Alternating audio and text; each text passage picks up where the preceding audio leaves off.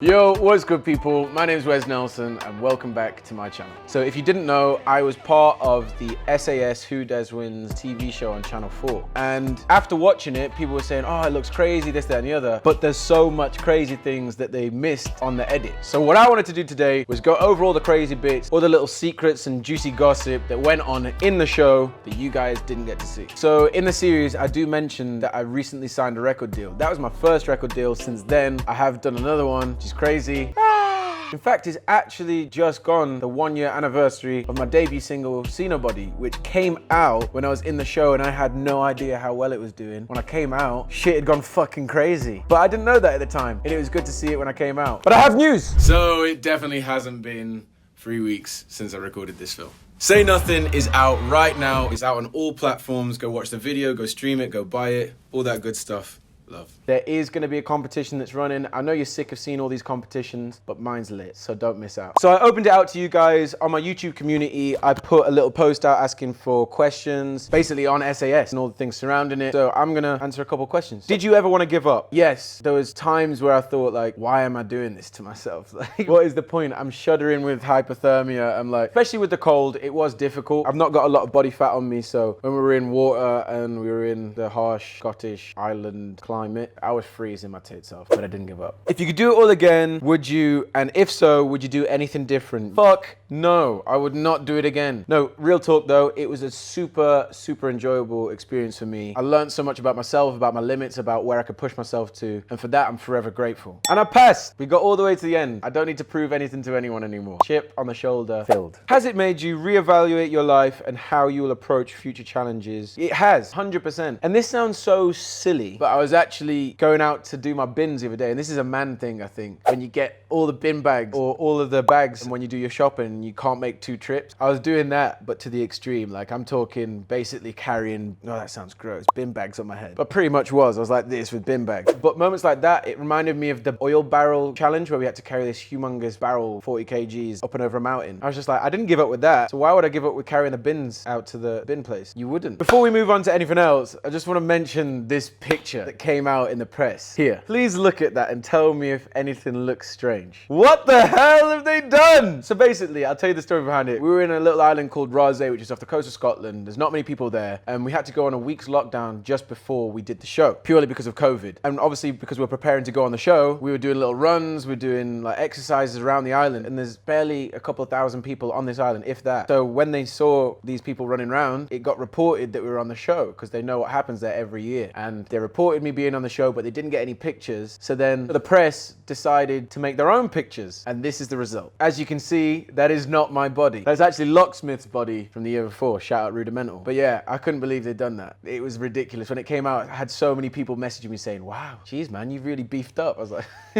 not me. Thank you Locksmith for making me look good. So here we go, first episode. So when they put the bags over our heads, we didn't know where we were going. We were just put on a boat, and we were on the boat for about an hour to get to the island. They just made us jump straight off the boat with all of my normal clothes on. I had vapes, phone, everything in my pocket, and we just dived into the water. Everything I had in my pockets was just fucking screwed. Another thing that you won't have seen is one of the biggest problems for everyone's feet were fucked. So these boots are leather, so they let a lot of water in where the laces are and where your ankles go in, obviously, but they don't let a lot of water out at all, and it soaks into your big thick socks. So your feet are wet throughout the whole day and night. When you're sleeping, you still have wet socks because you only have 2 pairs of socks, which are always wet. So people's feet were completely decomposing. Some people's feet after day 1 were just red raw, skin gone. And imagine all them tasks with your feet completely screwed. Not good. The gas challenge. Now the gas challenge was messed the fuck up. It's CS gas. Anything that CS gas comes in contact with, it burns. So imagine you've got chilies all across your face, in your eyes, in your mouth. The gas mask that they gave us didn't work. This is a tactical move from them because the whole episode was on panic. Even if they did work in the slightest, they still ripped them off midway through the challenge, which was mad. You know when we all say, oh, I felt like I was gonna die? I genuinely fucking thought I was gonna die. I was screaming out to the DS like, help me, please, I'm gonna fucking die. Didn't die, believe it or not. this was also to show how amazing your body is at recovering. And within 5 minutes, we were back to breathing completely normal. Like nothing had happened. Oh, one thing people actually asked about, genuinely, was what did we eat on the show? For breakfast, we'd have a big bowl of porridge with jam and sugar. But you're only allowed one bowl, you only have 1 scoop of jam and 1 scoop of sugar. But you're also allowed 2 pieces of bread, so this is gonna sound gross. I made porridge sandwiches. What did he say? Fucking rank. But it tasted like steak. And a boiled egg for lunch, and a meat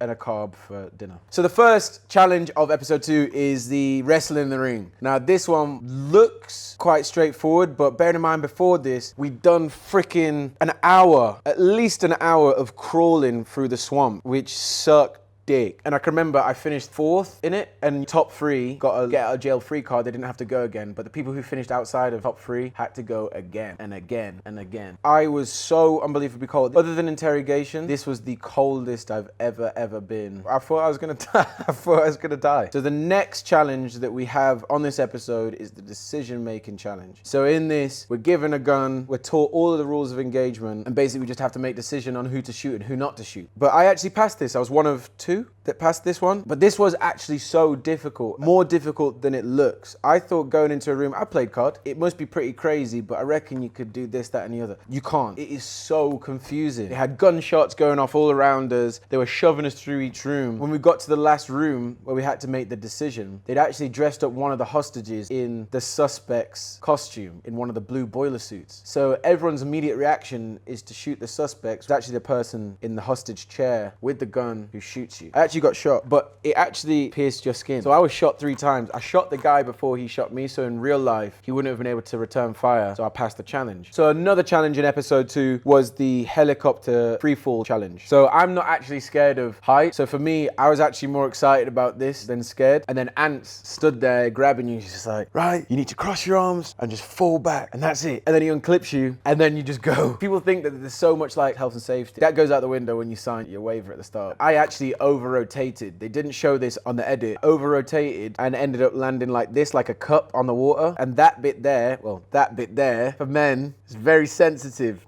So now we're on episode 3, and we do this sort of abseil run down a vertical cliff face. It is mad. So we're in partners at this point, and I wasn't chosen to go down the cliff face. Halfway down the cliff face, they had to put their hands behind the head like this and just drop. And then it's up to your partner to pull the rope and stop you from hitting the rocks at the bottom. And when I say it like that, like I'm not just saying it for like exaggeration purposes. Like you genuinely would have died if your partner didn't pull the rope. So it's a lot of responsibility to have, knowing that you're in control of someone's life. Like actually in control though. I was bricking it at that point because I want my partner to die. Not on me. Yeah. Slow. Wait. Ah! Basically, one of her shoulders has pins in it and metal in it. What we thought at the time was that it had bent the pins in her arm. The weight of it over such a long period of time really messed her up. And that was one of the worst injuries I think I'd seen on the show. Bro, she said she could feel the metal scraping against the bone in her shoulder. She had to be medically withdrawn, of course, but what a warrior. Like, it's this show, it throws in so many different sort of curveballs that you can't expect or plan for. And she had to deal with that, but that was mad. So now we're on to the water speedboat drag-on challenge, I'm gonna call it. Someone's in the water, they have to hold their arm up, and your partner is in a speedboat going past. They have a sort of glorified metal hula hoop that they're holding. You have to punch your arm through, and then they drag you onto the boat. Just a quick one, Jake Quickendon's one of the nicest blokes I've ever met. He was one of the front runners for the whole thing, and it won't really have shown it that much on the show, but he was the strongest competitor by far. Like all the physical challenges, Jake was winning without fail pretty much. And it got to this one, and we could see from the beach that he was in a lot of pain after he punched through this hoop, and we were wondering, why is he screaming? Turns out he'd ripped the muscle from his bone. See, this is the thing, like you look at it and you think, oh, boat's not moving that quick. Do you know how fast a boat has to be moving for a hula hoop to rip off your muscles from your bone? That is messed up. Jake Quickendon, you're a warrior. So on episode 4, there is the Redman challenge. The Redman challenge was basically Foxy, who's one of the DS, big 6'2", 6'3" guy, obviously ex-SAS, and you're fighting against him, and he's got a massive giant red suit on. I was one of the first people people to go on this challenge, so you can't really hear or see what's going on because it's in sort of this abandoned chapel. So something that happened quite interesting on this is actually Ore, and if you're watching Ore, you're a secret psychopath. I feel it in my bones. He was telling me after the challenge that this is one of the first times, in fact, the first fight he's ever been in. Yeah, he's never been in any confrontation, never had a fist fight, never trained in any martial arts, nothing like that. And when I saw him go, bro, Ore's a big guy, okay? Ore had double hammer fist, Hulk smashing him all over his chest and in his bollocks. He actually hit him in his balls, which Foxy wasn't too happy about. Ore just saw red and went ham. I've never seen someone lose their shit as much as Ore did. They were screaming stop, and he just wasn't stopping.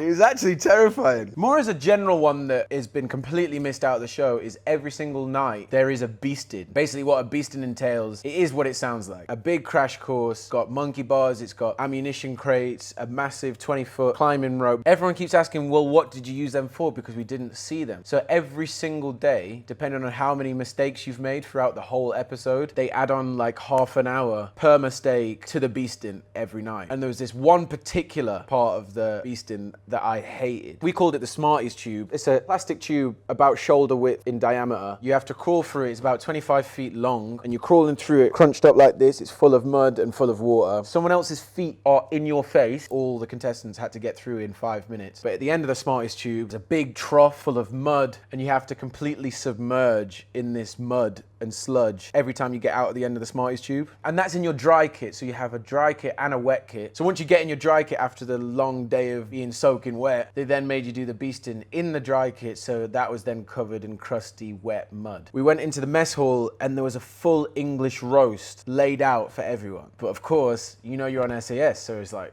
there's no way that they're actually giving us all this food. I can remember sat there and I could just hear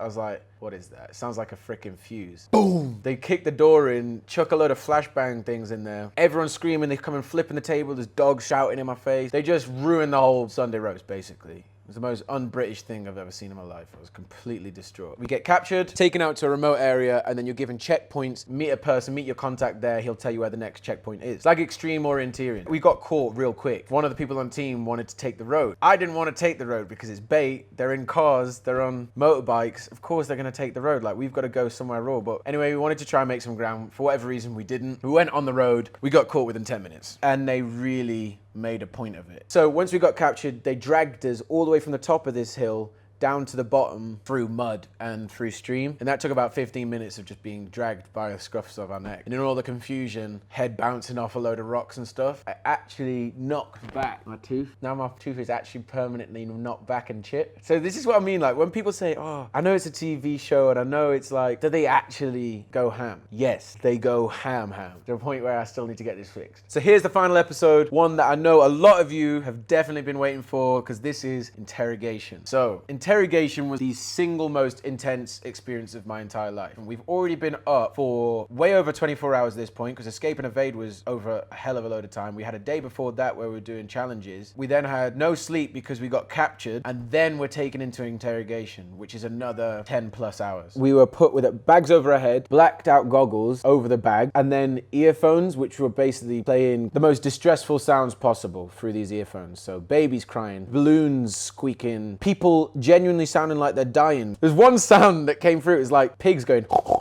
And there's one point, probably 2 hours into Interrogation, I started hallucinating. With it's complete sensory deprivation other than obviously the sounds playing in your ears. So your mind starts giving you images, and I was genuinely, even with all the sounds playing through my earphones, hallucinating that Ant was shouting me to go out onto the parade square and stop it all. That sounds like such a weird hallucination, but it's genuine. Another thing in Interrogation that people won't know is they did feed us, because we were in there for 15, 16 hours in a room with a bag over our head, and there's only 3 interrogations that you had throughout that. So the interrogations part of it, when they're questioning you and testing your cover story, they were the best bits for the most part. The only time that they got really bad was when me and Ore were stood outside and they were soaking us with the water and making me sit in the ice bath. I was almost crying, I was that cold. Like, you can't feel anything. I couldn't think straight. That's why they do it, so you slip up with your stories. Anyway, there was one point after being soaked, I got put back into the interrogation room with all the stuff and everything. They took me out of that room and put me into another room where the medic usually was. was, and it was this woman. So I was like, oh, hi, you right? And she's like, yeah, you okay? I thought it was one of the production team who had taken me out because I was shivering so much when I was in the stress positions. She was actually the interrogator, and she was just like, so how do you think it's all going? I was literally about to say, I think I've got on the right side of the interrogators. But before I could get my words out, she said, I don't think it's going great. And I was like, oh my God, she just saved me. The interrogator saved me from completely giving away the whole story. Also, in interrogation, one thing that kept me sane, the walls were like weathered brick. So I was like trying to sketch out the bricks with my fingers and rip out the grouting. My fingers were mashed up after it, but also it keeps you sane. Like it keeps you thinking about something. And that was the thing that kept me going the whole way, was I was just scratching the wall all the time. So a few people have been asking why I made it through and Ori didn't. Basically, we were told in a real life hostage scenario, you can put yourself and your team at risk if you maintain a cover story once it's fallen apart, as you're no longer of value to the interrogator. So Ori sticking to the cover story for too long would have put him at risk. So unfortunately, even though he did really well not to break under the pressure, he went past the point where it was the right thing to do. So he failed. But yeah, that is that. Thank you for watching, guys. I hope that gave you a little bit of an insight to what you didn't see on SAS. I am going to be a lot more consistent with my YouTube now. We've got all the team on board, Charles, everyone, all the amazing people behind the scenes doing their thing. So if you haven't already, like and subscribe, all that good stuff. And I will see you guys on the next one.